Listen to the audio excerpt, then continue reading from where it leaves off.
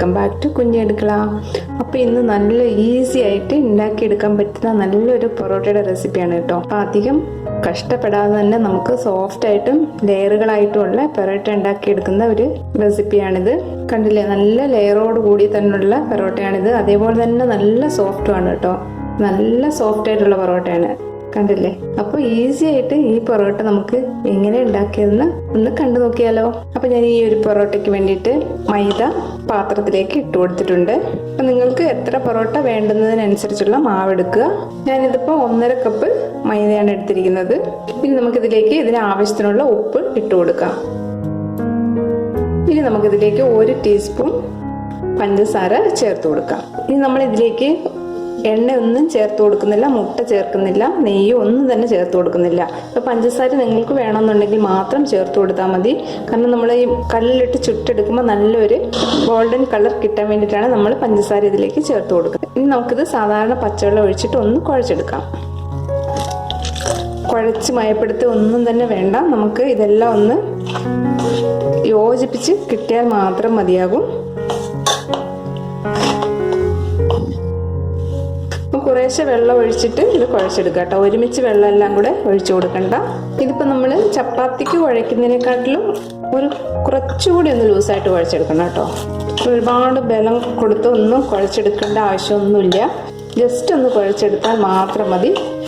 അതിപ്പോൾ ഞാൻ എല്ലാം ഒന്ന് ഒതുക്കി എടുത്തിട്ടുണ്ട്. ഇപ്പം കയ്യിൽ ജസ്റ്റ് ചെറുതായിട്ട് എണ്ണ ഒന്ന് തടവി കൊടുക്കണം കേട്ടോ. മാവ് കയ്യിൽ ഒട്ടി പിടിക്കാതിരിക്കാൻ വേണ്ടിയിട്ട് 2 കൈയിലും ഇതേപോലെ എണ്ണയൊന്ന് തൂത്തിട്ട് നമുക്കത് ബോളാക്കി എടുക്കാം. ചുമ്മാ ഇങ്ങനെ ഒന്ന് ഉരുട്ടിയെടുത്താൽ മതി കേട്ടോ. ഞാനിതാ ഈ ഒരു വലുപ്പത്തിലുള്ള ബോളാണ് ആക്കിയെടുത്തിരിക്കുന്നത്. ഇത് നമുക്കൊരു പാത്രത്തിലേക്ക് വെച്ച് കൊടുക്കാം. ഒരുപാട് വലുപ്പമുള്ള ബോളൊന്നുമില്ല കേട്ടോ. ഇതാ ഈ ഒരു വലുപ്പത്തിൽ ആക്കിയെടുത്താൽ മതി. ഒരു വട്ടം കയ്യിലൊന്ന് എണ്ണയൊന്ന് തൂത്ത് കൊടുത്താൽ മതി കേട്ടോ. ഇപ്പം ഈ ബോൾ നമ്മൾ ഇതേപോലെ കുഴിയുള്ള ഒരു പാത്രത്തിൽ വെച്ച് കൊടുക്കുക. ഇനി നമുക്കിതിലേക്ക് എണ്ണ ഒഴിച്ചു കൊടുക്കാം. ഇപ്പം ഈ ബോളൊക്കെ ഒന്ന് മുങ്ങിക്കിടക്കുന്ന രീതിയിൽ എണ്ണ ഒഴിച്ചു കൊടുക്കണം കേട്ടോ. എല്ലാ ഭാഗത്തും ആവുന്ന രീതിയിൽ എണ്ണ ഒഴിച്ച് കൊടുത്തിട്ടുണ്ട്. ഇനി ഈ ബോൾ നമുക്ക് ഇതേപോലെ ഒന്ന് തിരിച്ചിട്ട് കൊടുക്കാം. ആ എല്ലാ ഭാഗത്തും എണ്ണ ആവുന്ന രീതിയിൽ ഇതേപോലെ ഒന്ന് തിരിച്ചിട്ട് കൊടുക്കുക.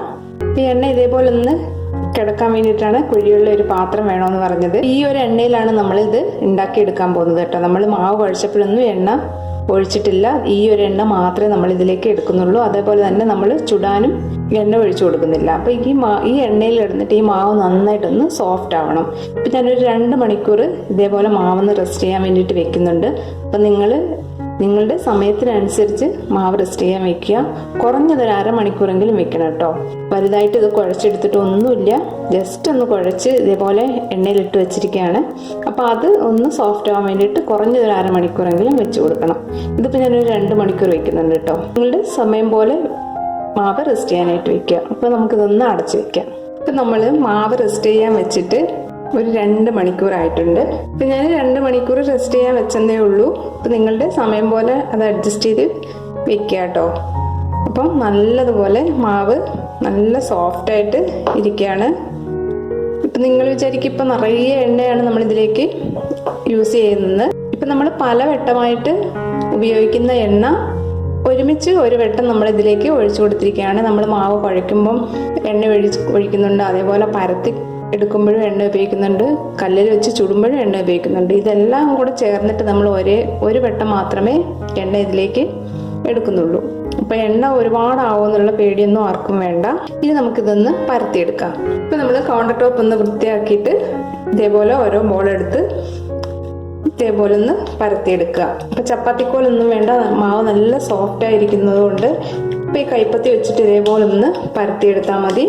അപ്പോൾ എത്രത്തോളം നൈസായിട്ട് നിങ്ങൾക്കിത് പരത്തിയെടുക്കാൻ പറ്റുന്നോ അത്രത്തോളം നൈസായിട്ട് പരത്തിയെടുക്കുക. എണ്ണയൊന്നും കൂടെ തൂത്ത് കൊടുക്കൊന്നും വേണ്ട, അങ്ങനെ ബോളെടുത്തിട്ട് ഇതേപോലെ ഒന്ന് പരത്തിയെടുത്താൽ മതി. ചപ്പാത്തിക്കോലില്ലാതെ തന്നെ നമുക്ക് നന്നായിട്ട് പരത്തിയെടുക്കാൻ പറ്റും. ഇതിപ്പോൾ ഞാൻ നന്നായിട്ട് നൈസായിട്ട് പരത്തിയെടുത്തിട്ടുണ്ട്. ഇനി നമുക്കിതൊന്ന് ചുറ്റിയെടുക്കാം. ഇതേപോലെ ഒരു സൈഡിൽ നിന്ന് ഇതേപോലെ ഒന്ന് ആക്കി കൊടുത്താൽ മതി.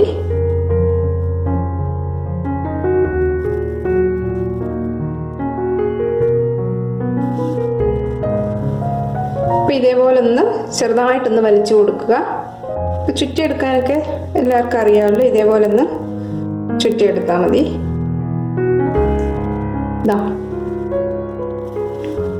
ബാക്കിയുള്ളത് നമുക്ക് ഇതേപോലെ ഒന്ന് ചുറ്റിയെടുക്കാം. ഇതിപ്പോൾ നമുക്കൊരു സൈഡിലേക്ക് മാറ്റി വയ്ക്കാം. അപ്പോൾ പരത്തിയെടുക്കാനൊക്കെ നമുക്ക് എണ്ണ തൂത്ത് കൊടുക്കൊന്നും വേണ്ട കേട്ടോ. ഈസി ആയിട്ട് തന്നെ നമുക്ക് കൈപ്പത്തി വെച്ചിട്ട് ഇതേപോലെ പരത്തിയെടുക്കാൻ പറ്റും. മാവ് അത്രയ്ക്ക് സോഫ്റ്റ് ആയിട്ടിരിക്കുകയാണ്. അപ്പം ഇത് നമുക്ക് ആദ്യം ചെയ്ത പോലെ ഒന്ന് ചുരുട്ടിയെടുക്കാം. ചെറുതായിട്ടൊന്ന് ഇതേപോലെ ഒന്ന് വലിക്കണം കേട്ടോ. ഇനി നമുക്കിത് ചുറ്റിയെടുക്കാം. അടുത്തത് നമുക്ക് ഇതേപോലെ തന്നെ ആക്കിയെടുക്കാം. ഇപ്പം നിങ്ങൾക്ക് ചുറ്റിയെടുക്കാൻ ബുദ്ധിമുട്ടാണെങ്കിൽ ഇതേപോലെ ഒന്ന് കട്ട് ചെയ്ത് കൊടുക്കുക.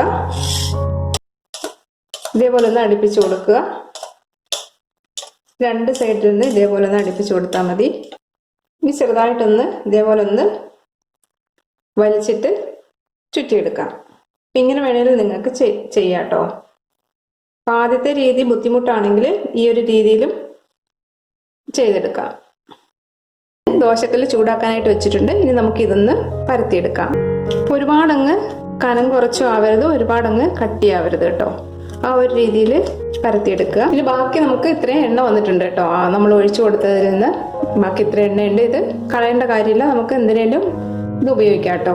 ഞാനിത് കല്ലിലേക്ക് വെച്ച് കൊടുത്തിട്ടുണ്ട് കേട്ടോ. എണ്ണയൊന്നും ഇതിലേക്ക് ഒഴിച്ചു കൊടുക്കേണ്ട കാര്യമില്ല.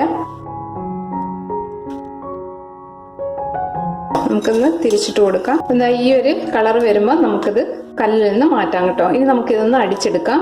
ഇതിപ്പോൾ ഞാൻ 2 പാനിലായിട്ടാണ് ചുട്ടെടുത്തത്, അതുകൊണ്ട് 2 പൊറോട്ട ആയിട്ടുണ്ട്. അപ്പം നിങ്ങൾക്ക് ഒരു 2 or 3 പൊറോട്ട ആയതിനു ശേഷം അടിച്ചെടുക്കുന്നതാണ് ഒന്നുകൂടെ നല്ലത്.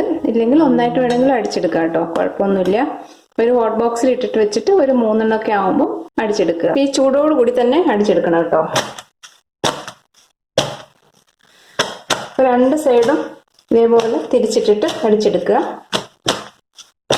അപ്പം ആ ചൂടോട് കൂടി തന്നെ അടിച്ചെടുക്കാൻ നോക്കണം. ഇതാ നന്നായിട്ട് ലെയറൊക്കെ വന്നിട്ടുണ്ട്. നല്ല സോഫ്റ്റ് ആയിട്ടുള്ള പൊറോട്ടയാണ്. അപ്പം ബാക്കിയുള്ളത് നമുക്ക് ഇതേപോലെ ഒന്ന് ചെയ്തെടുക്കാം. അപ്പം ഈസി മെത്തേഡിലുള്ള ഈ പൊറോട്ട നിങ്ങൾ ഒന്ന് ട്രൈ ചെയ്ത് നോക്കുക. വളരെ ഈസിയാണ് ഇത് ഉണ്ടാക്കിയെടുക്കുക. അതേപോലെ തന്നെ നല്ല സോഫ്റ്റ് ആണ്. ഒരു പൊറോട്ട ഉണ്ടാക്കിയെടുക്കാൻ നമുക്ക് ഒരുപാട് കഷ്ടപ്പെടേണ്ട കാര്യമൊന്നുമില്ല. ഈ ഒരു രീതിയിൽ നിങ്ങൾ ഒന്ന് ട്രൈ ചെയ്ത് നോക്കുക. അപ്പോൾ ഈ റെസിപ്പി ഇഷ്ടമായിട്ടുണ്ടെങ്കിൽ ഒന്ന് ലൈക്ക് ചെയ്യാനും സബ്സ്ക്രൈബ് ചെയ്യാനും ഷെയർ ചെയ്യാനും മറക്കല്ലേ. താങ്ക്